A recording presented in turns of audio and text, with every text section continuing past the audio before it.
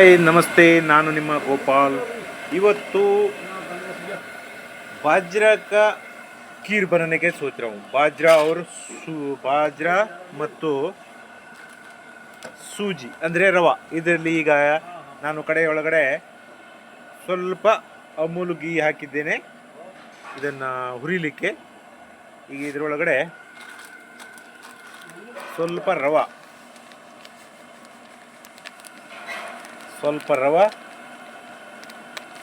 ಮತ್ತು ಬಾಜ್ರಾ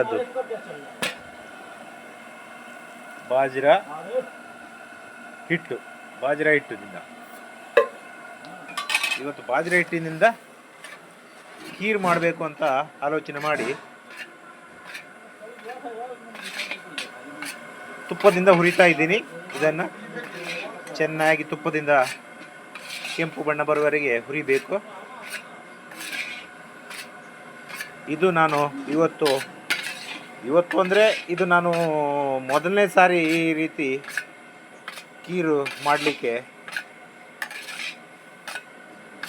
ಐಡಿಯಾ ಬಂದಿದ್ದು. ನೋಡುವ ಇದರಲ್ಲಿ ಯಾವ ರೀತಿ ಖೀರು ಆಗ್ತದೆ ಅಂತ ನೋಡಲಿಕ್ಕೆ ನಾನು ಇದು ಮೊದಲನೇ ಬಾರಿ ಮಾಡ್ತಾಯಿದ್ದೀನಿ. ಯಾಕಂದರೆ ಖೀರು ಬಾಜ್ರಾದಿಂದ ಮಾಡಿದರೆ ಒಳ್ಳೆ ಬರ್ತದೆ ಅಂತ ಹೇಳ್ತಿದ್ರು ಎಲ್ಲ. ಅದರಿಂದ ಇದರ ಹಿಟ್ಟಿನಿಂದ ಮಾಡಿದರೆ ಹೇಗಾಗ್ತದೆ ಅಂತ ನೋಡಲಿಕ್ಕೆ ನಾನು ಅರ್ಧ ರವಾ ಮತ್ತು ಅರ್ಧ ಬಾಜ್ರಾ ಹಿಟ್ಟು ಹಾಕಿದ್ದೀನಿ ಮತ್ತು ತುಪ್ಪದಿಂದ ಹುರಿತಾ ಇದ್ದೀನಿ. ಇದು ಸ್ವಲ್ಪ ಕೆಂಪಾದ ನಂತರ ನಿಮಗೆ ಹೇಳ್ತೇನೆ ಮುಂದಿನ ಕ್ರಮ. ಹೀಗೆ ನೋಡ್ತಾ ಇರಿ ನಮ್ಮ channel all in one cooking and vlog ಚಾನಲನ್ನು ನೀವು ಸಬ್ಸ್ಕ್ರೈಬ್ ಮಾಡಿ ಮತ್ತು ನಿಮ್ಮ ಫ್ರೆಂಡಿಗೆ ಶೇರ್ ಮಾಡಿ. ಇದನ್ನು ಸಣ್ಣ ಉರಿಯಲ್ಲಿ ಹುರಿಬೇಕು ಚೆನ್ನಾಗಿ. ಈಗ ಘಮ ಅಂತ ವಾಸನೆ ಬರ್ತಾ ಇದೆ ನೋಡಿ, ಒಳ್ಳೆ ಇದೆ, ಪರಿಮಳ ಬರ್ತಾ ಇದೆ, ಘಮ. ಇನ್ನೊಂದು ಸ್ವಲ್ಪ ಹುರಿದಿದ್ರೆ ಸಾಕು, ಜಾಸ್ತಿ ಕೆಂಪಾಗಿ ಮಾಡೋದು ಬೇಡ. ಇನ್ನೊಂದು ಸ್ವಲ್ಪ ಹೊತ್ತು ಹುರಿದ್ರೆ ಭಾಳ.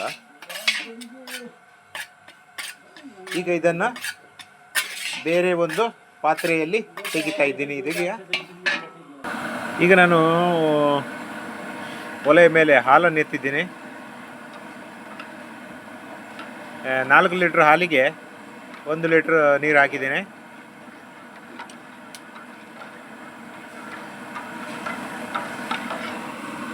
ನಾನು ಯಾವಾಗಲೂ ಒರಿಜಿನಲ್ ವಿಡಿಯೋ ಮಾಡ್ತಾಯಿದ್ದೀನಿ, ಯಾವುದು ಡೂಪ್ಲಿಕೇಟನ್ನಿಲ್ಲ.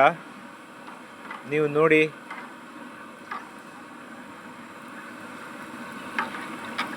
ಕಮೆಂಟ್ ಅಂತೂ ನೀವು ಮಾಡಲೇಬೇಕು. ಇದರಲ್ಲಿ ಏನಾದರೂ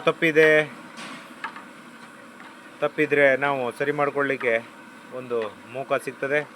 ನೀವು ನೋಡಿ.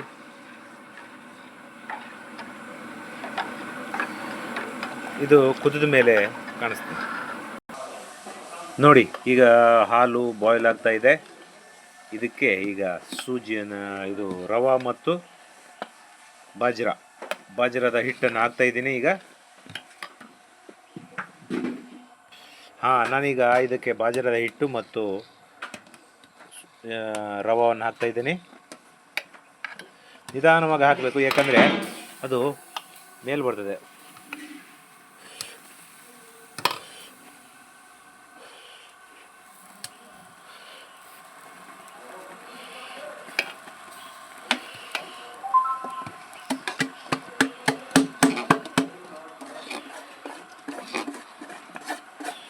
ನಾನು ಇದನ್ನು ಮೊದಲನೇ ಸಾರಿ ಮಾಡ್ತಾ ಇರೋದು.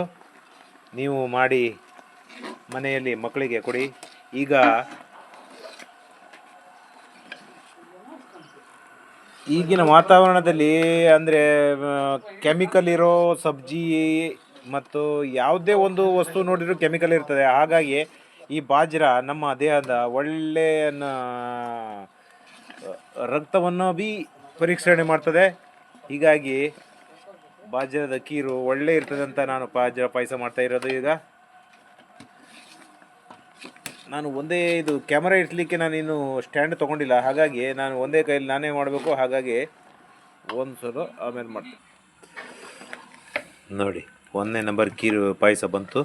ಈಗ ಇದಕ್ಕೆ ಕುದೀತಾ ಕುದೀತಾ ಬಂದ ಹಾಗೆ ಸಕ್ಕರೆಯನ್ನು ಹಾಕ್ತಾಯಿದ್ದೀನಿ.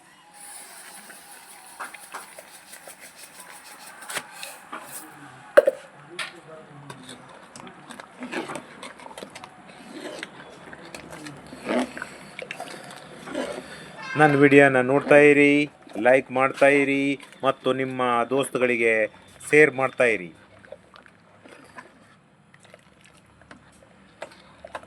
ಇದನ್ನೀಗ ಇಳಿಸ್ತಾ ಇದ್ದೀನಿ ಒಲೆಯಿಂದ. ಅಭಿ ಇದರಲ್ಲಿ ಗೇರ್ ಬೀಜ ಹಾಕ್ತಾ ಇದ್ದೀನಿ. ಆನಂತರ ಕಿಸ್ಮಿಸ್ ಅಂದರೆ ಒಣ ದ್ರಾಕ್ಷಿನೂ ಹಾಕ್ತಾ ಇದ್ದೀನಿ. ಈಗ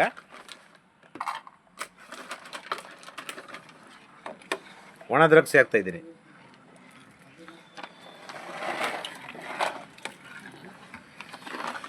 ಈಗ ನನ್ನ ಪಾಯಸ ರೆಡಿಯಾಗಿದೆ. ಈಗ ನೀವು ತಿನ್ನಲಿಕ್ಕೆ ರೆಡಿ.